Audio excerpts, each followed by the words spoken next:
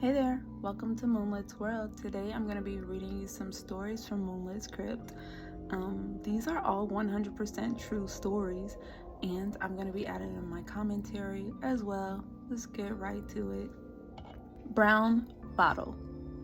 My aunt and uncle moved into a house about a mile from where I lived.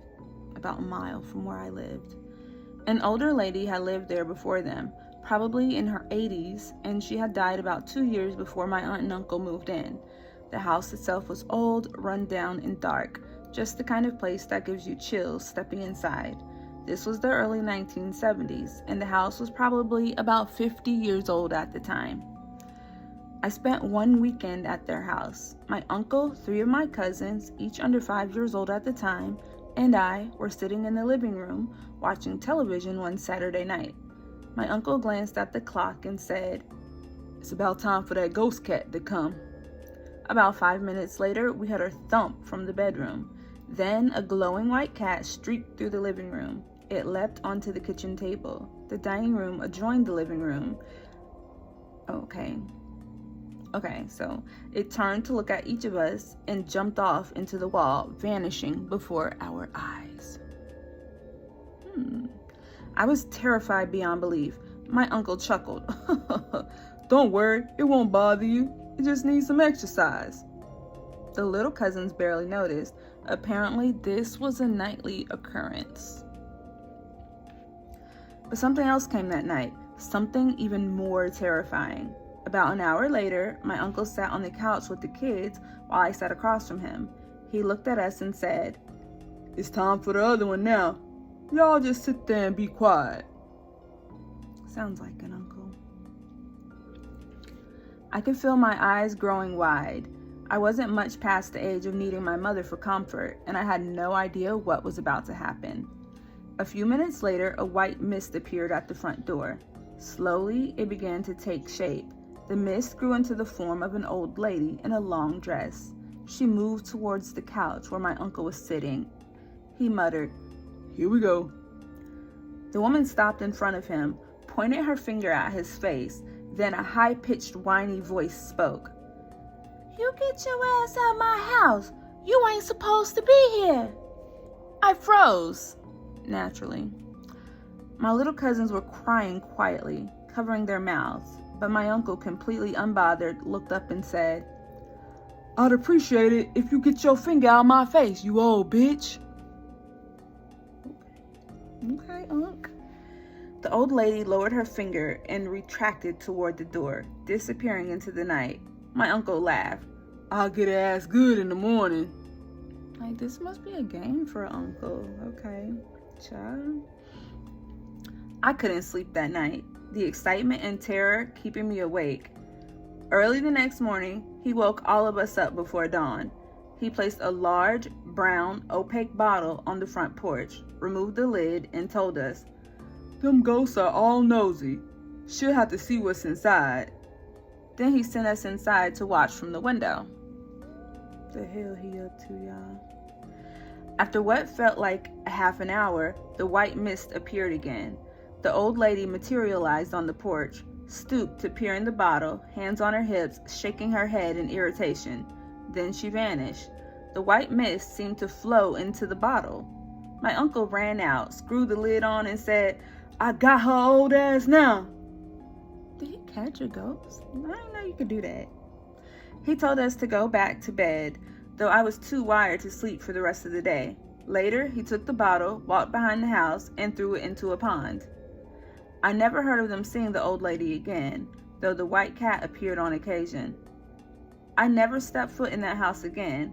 It's bizarre, yes, but my uncle did confirm the events before he passed. At the time, I thought he was just brave, but now I realize he was a grown man with a bottle in hand and a grudge, which somehow made for terrifyingly entertaining antics. The house still stands in Jedburgh, South Carolina. I don't know where that is. I'm finna look it up. I've been tempted to ask the current residents if they've seen anything, but I'm not brave enough myself. Child, if your uncle was still around, he'll be like, "Y'all seen that old bitch?" "Nope, because I got rid of her." Now, guys, I need to know, do you think this story is like all the way real. Now, of course, I did say that these stories are 100% true, and that's because the people that wrote these stories said that they are 100% true. But what do you think? Me, I ain't never know that you can trap a ghost in a bottle. Now, to preface this story, he did say in the beginning, I didn't read this part, or the writer did say in the beginning that their aunt and uncle, that ghosts have a way of following them around or whatever. So maybe that's how the uncle knew how to trap the ghost in the bottle. I don't know. Let me know in the comments. Have you ever known that you can trap a ghost? Did you know that they were nosy? I didn't know that. Okay, let's get to our next story. Okay, our next story is a ghost story too. Barb's grandmother owned an old and very large plantation-style house in southern Ohio. The house had 3 floors and sat on a large parcel of land that even once had a built-in reflection pool on the property. The house was turned into a convalescence home in the early 60s, which was managed by Barb's grandmother and her grandmother's brother, which would be Barb's great-uncle, who died before Barb was born. Okay, so the uncle died before Barb was born. A convalescence home is like, it's like a place for people to get better from illnesses. So, like a rehab facility for when you're sick. I don't know, look it up yourself. Even back then, the house had a reputation for being haunted. Employees often heard footsteps going up and down the hall when no one was there, and Barb's grandmother had found bare footprints of a child on the 3rd floor balcony one morning after a snowfall. That was a mouthful. Sorry. In one closed-off room that was locked up, the sounds of furniture could be heard moving around at all hours of the night. Some of the patients complained of ghostly visitations, which were met with grim sadness by the staff at first, considering some of the conditions of the residents. But later, some employees quit because of their own experiences. So the staff was sad when the patients was telling their ghost stories, but all of a sudden, they gotta get the fuck out. I feel it. In the 1970s, the house was too difficult for Barb's grandmother to keep up, so she closed the convalescence home for repairs. Once renovations were completed, she planned to place the old building on the market. So she's selling the place. Barb and her family drove out to the house to help out with the endless amount of work that needed to be done in order to get the house ready. It was not unusual to have the workmen on the premises working on numerous areas of the old mansion, so Barb and her siblings were accustomed to running and bumping into them as they chased each other around the house. Late one afternoon, Barb was playing on the fire escape stairs, an area she was not allowed, but since her mother and grandmother were so busy in another part of the house, Barb felt she would not be noticed. At the top of the fire escape, looking through the window of a 3rd-floor room, she spotted a man in his late 60s with iron gray hair, sporting a dark horn-rimmed glasses, sitting at a desk that was stacked high with papers. He had his shirt sleeves rolled up and was rummaging through the amazing sea of papers, as if searching for some important documents. Behind him hung a sport jacket on a coat rack. The only other thing Barb spotted on the desk was a glass jar of stick candy. Barb assumed the man was her grandmother's lawyer or some such fellow hired by her grandmother to deal with the sale of the house. Apparently, the room was an old office for the convalescence home. The man glanced up at Barb and sat back in the chair smiling at her. He motioned for her to come in, but Barb, wary of talking to strangers, started to turn away. Then she heard the man call out, "Now, Barb, come back here and talk to me." The man knew her name. She turned back to him, expecting to be scolded for playing in the forbidden stairs, but instead, the man seemed very friendly and talkative. The man said he knew her and insisted that he was her Uncle Joe, but she replied she had no uncle by that name. She had never seen him before in her life and was feeling unnerved around this man, who she felt was just teasing her for his own amusement.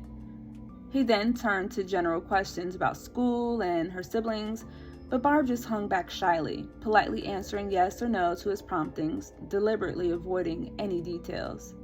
The man noticed Barb keenly eyeing the candy jar and asked her if she would like a piece. She hesitated, telling him her grandmother would have a fit if she were caught with it so close to dinner time. But the man urged her to help herself. Timidly, she took the stick of candy and backed out of the room, thanking him. She left the room, skipping down to the first floor where her grandmother and mother spotted her eating the candy. They inquired as to where she got it, and she replied, "From the man upstairs." The grandmother and mother turned to look at each other and then told Barb that all the workmen had left for the day and she'd better buck up and tell them how she got the candy. Better let them know, little girl. Barb insisted that the man was upstairs working on some papers at a desk in a room near the fire escape door, and that he had teased her endlessly about being an uncle of hers. The grandmother gasped and ordered Barb to show her where she had seen the man. Barb led her upstairs to the room where she had just been, but when the door swung open, the room was entirely free of any furniture. The mother glared at Barb and chewed her out for telling such an outrageous tale, but the grandmother insisted Barb tell her more of the details. Flustered, Barb told her about the coat on the coat rack, showed her where it stood in the room, and where the desk had been. Her grandmother turned to Barb's mom. "If I didn't know any better, I'd swear she was talking about my brother Joe." Barb's grandmother asked her where exactly the candy had come from. Barb described the glass candy jar that had been sitting on his desk. "Oh, the candy jar," she said. "I'd completely forgotten about that. He had the most awful sweet tooth. You could never see the jar because it was always covered up with all the paperwork he had on his desk."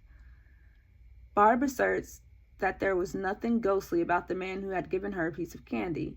He was as real as any living person she has ever seen, so she has trouble believing she talked with a ghost that day in the old building. She still can't figure out what happened to the coat on the coat rack and the paper pile desk with the glass candy jar. Whoa. I'm gonna let y'all know right now, that was a little bit spooky, so I'm about to take me a break. What do y'all think about that story? Was it spooky to you too? Let me know. Hold on. Now, one thing I will say about that story, y'all, is I don't know if it was true, because how the hell is she eating a piece of candy that she got from a ghost? Now, this story,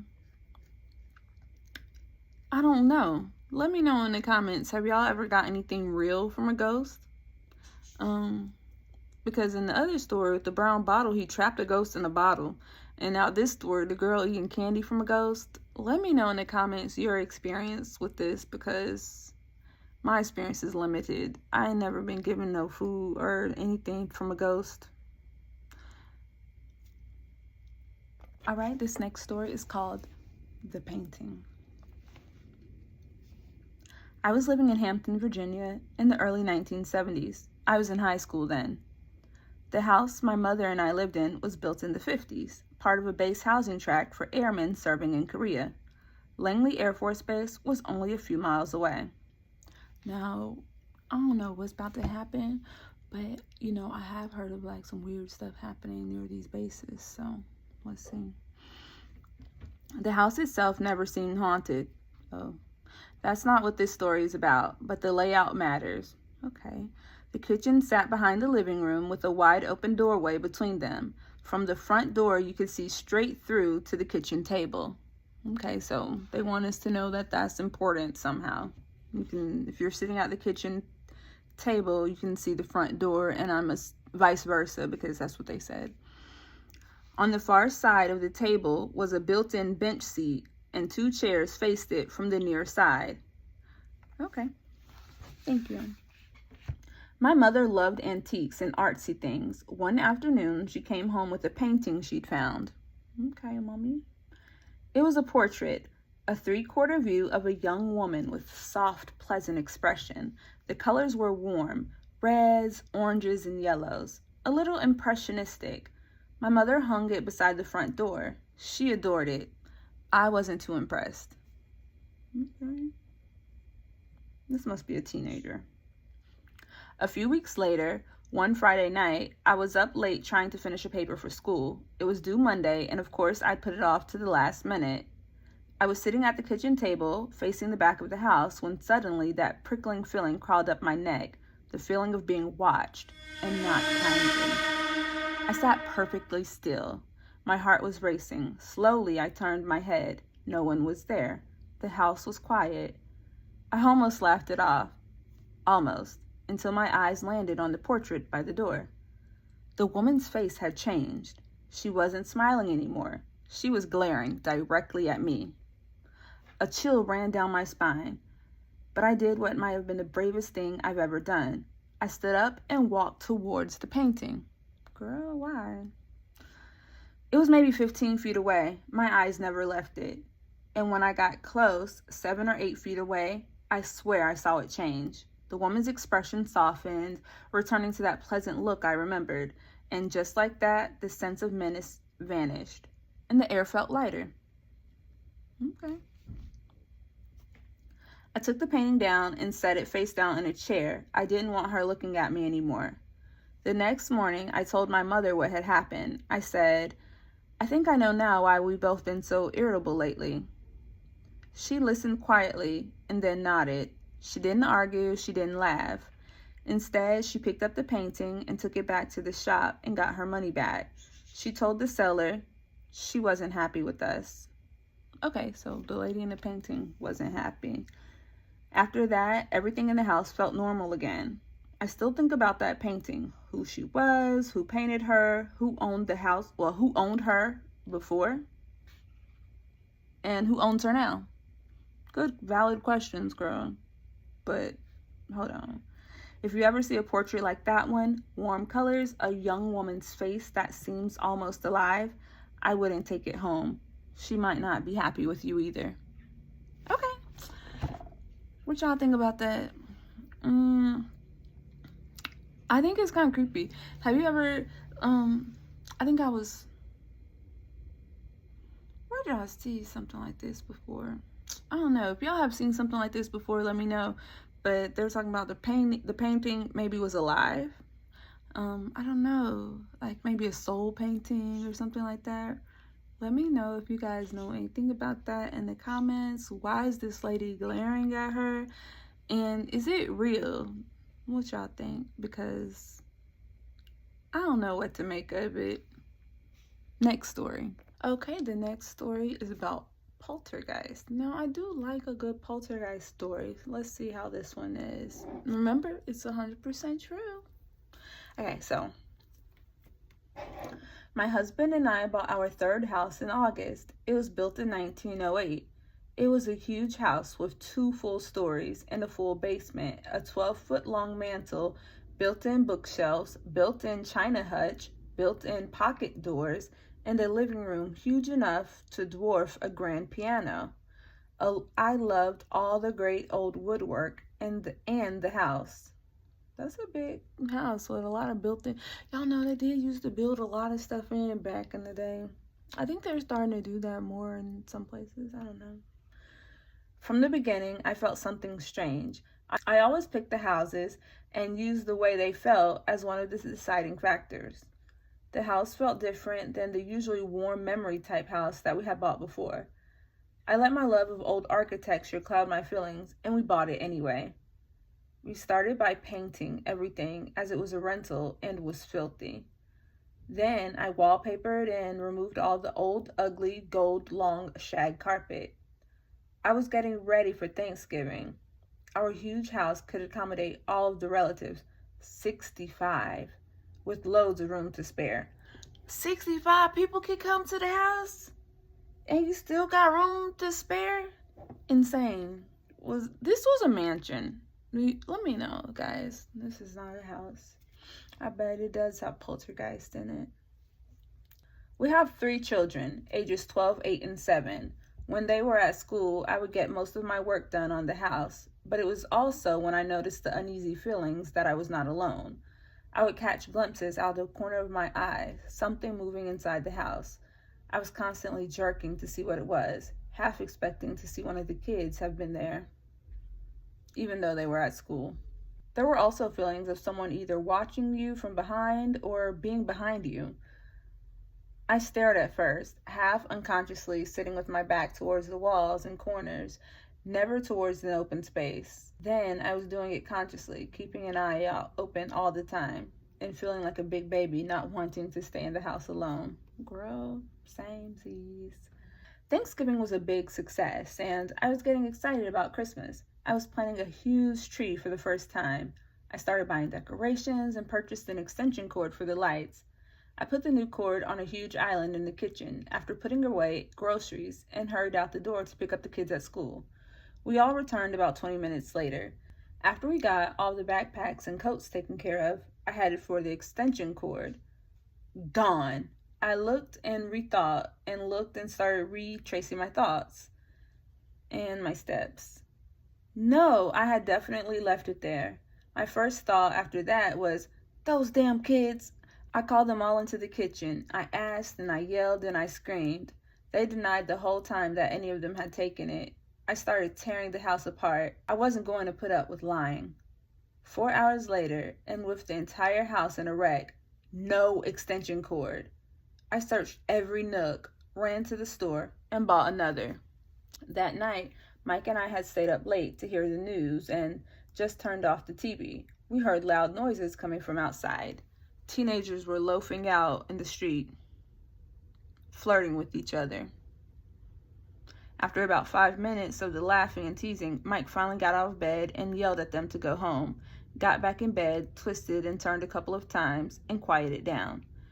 Out of total quiet, a woman's voice from the foot of our bed said about 2 sentences calmly in what sounded like French. We were both still awake. I was so scared I couldn't move. I was afraid to look. We both sleep on our stomachs, so we would have had to turn over to look at the foot of the bed. Not even saying a whisper for what seemed like the longest time, I finally whispered to Mike, "Did you hear that?" He whispered back, "Yep." Then a shiver ran up my spine, and I asked again, "A woman's voice?" He said, "Yep."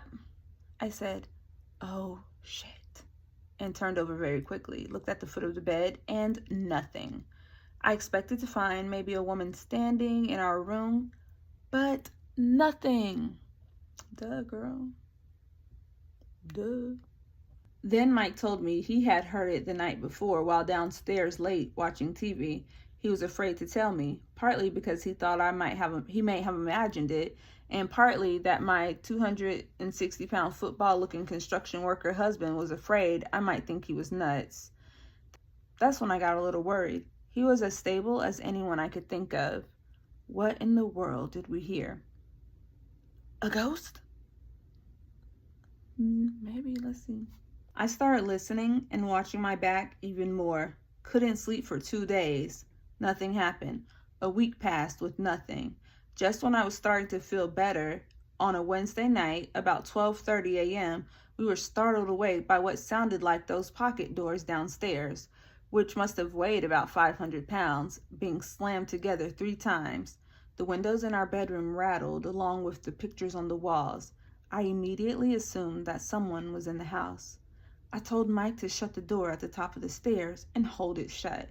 I ran for the closet, got the rifle, and started shoving bullets into the gun as fast as I could. I went to the stairway door where Mike was still holding the door, loaded gun in hand, leaned on the door, and had Mike check on the kids. They were all in their beds and amazingly still asleep. Then, huddled together, we opened the door and crept down the stairs. Me first, with the gun aimed in front of us. Nothing anywhere, except that the dog was locked in the basement. First of many times for that. All the deadbolts were still locked. We looked in every cupboard, every niche. Nothing. Kind of relieved, we went back to bed and barely slept. Then something happened. The pictures were still askew. After being on edge for about a week, I again calmed about the incident. I went to the basement to do laundry. The kids were at school. One switch turns on 3 lights, one in each of 3 rooms that you walk through to get to the laundry. I always hated the basement. I walked through the first room until I was just past the lit light bulb when it just exploded for some unknown reason. I hurried into the next room instead of going back, and the second bulb burst. I was really scared then and ran into the last room, the laundry room, and the bulb burst in there too. Girl, the way I would have been going back the other way, Why you just walking through letting all these bubbles burst on your ass? The fuck? Shaking so bad my knees were about to buckle, I didn't know what to do. I was afraid to go back through those dark rooms to get to the stairs. At least the laundry room had a small window and some light crept in there. Okay, fine. But it wouldn't have been dark if you would have turned around the first time, or at least the second time. I finally started yelling at thin air that it was my house now, and no matter what it did, I wasn't leaving. I told it we had every penny of our money in that house, and it was my home. Then I tried to act not scared while yelling and ran for the stairs. I could feel it behind me, breathing down my neck and feeling like it would grab me from behind at any minute. I ran up the stairs, grabbed my purse, and ran out of the house, shaking uncontrollably. The other times, the fuck? I was scared but did not feel like I was in any real harm. But that time, I felt I was going to be harmed. I was afraid to go into the basement alone after that and didn't. Again, about a week passed and nothing. At this time, Mike and I were both feeling uneasy about staying in that house alone, especially at night, and we found a lot of excuses to all go out together. Now, y'all worried about staying in the house alone. I'm worried about y'all staying in the house together because it seems to me that it comes for y'all even when y'all together. Please. We were all out at dinner, and when we came home, the dog was locked in the basement again, which happened a lot, and was whining at us. So I went in the kitchen to get her a snack. There on the kitchen island, right where I had laid it weeks earlier, still in the wrapper, was the extension cord. Nothing on the island but the cord. I was getting tired of the up and down emotions involved with living with a ghost. This didn't seem to upset me as much. I might have been getting used to it, but I wasn't ready for what happened next. My daughter, who was one of the quietest, sweetest little girls that I have known to this day, also had a stubborn streak. It was a rare occasion when she had one of those streaks, but it was bad when she did.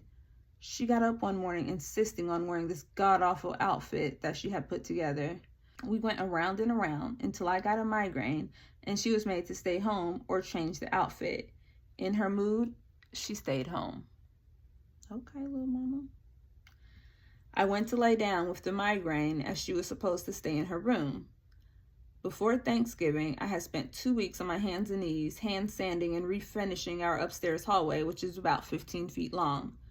I was just calming down from the confrontation with my daughter when I heard what can only be described as the sound of a very large piece of furniture on metal wheels being pushed down the hall. That sound was so distinct that I could swear I heard the crunch of the wood of the hallway under the wheels. I yelled at Jessie, thinking she was moving furniture all over my hard work and ruining the floor.